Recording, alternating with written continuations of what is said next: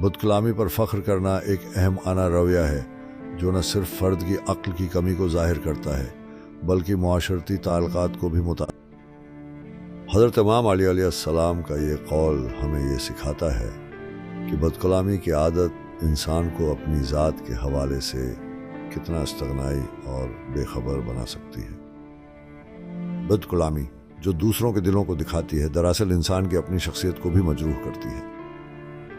اسلام ہمیں حسن اخلاق اور نرم گفتاری کی تعلیم دیتا ہے جو ایک مہذب انسان کے بنیادی اوصاف ہے۔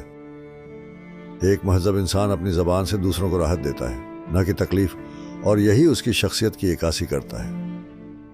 بد کلامی پر فخر کرنا ایک نہایت احمقانہ عمل ہے جو انسان کو اللہ اور لوگوں کی نظر میں گرا دیتا ہے۔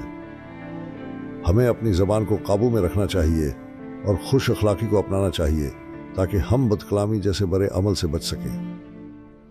زبان کا غلط استعمال انسان کی عقل اور تربیت کا دشمن ہے، اس لیے ہمیں اپنی گفتار پر دھیان دینا چاہیے۔ اگر آپ کو یہ پیغام دل کو چھو گیا ہو تو اسے دوسروں تک ضرور پہنچائیں، کیونکہ معاشرہ تب ہی سنورے گا جب ہم اپنی زبان کو سنواریں گے۔ بد کلامی صرف لفظوں کی سختی نہیں بلکہ دلوں کو توڑنے کا عمل ہے۔ آئیے امام علی کے اس قول کو اپنی زندگی کا حصہ بنائیں اور فخر کریں اپنی خوش اخلاقی پر، نہ کہ سخت زبان پر۔ اگر آپ ایسی ہی حکمت بھری باتیں سننا چاہتے ہیں تو ہمارے چینل آواز غیبت کو سبسکرائب کریں، ویڈیو کو لائک کریں اور شیئر کرنا نہ بھولیں۔ کمنٹ میں ضرور بتائیں آپ کے نزدیک زبان کا سب سے اچھا استعمال کیا ہے۔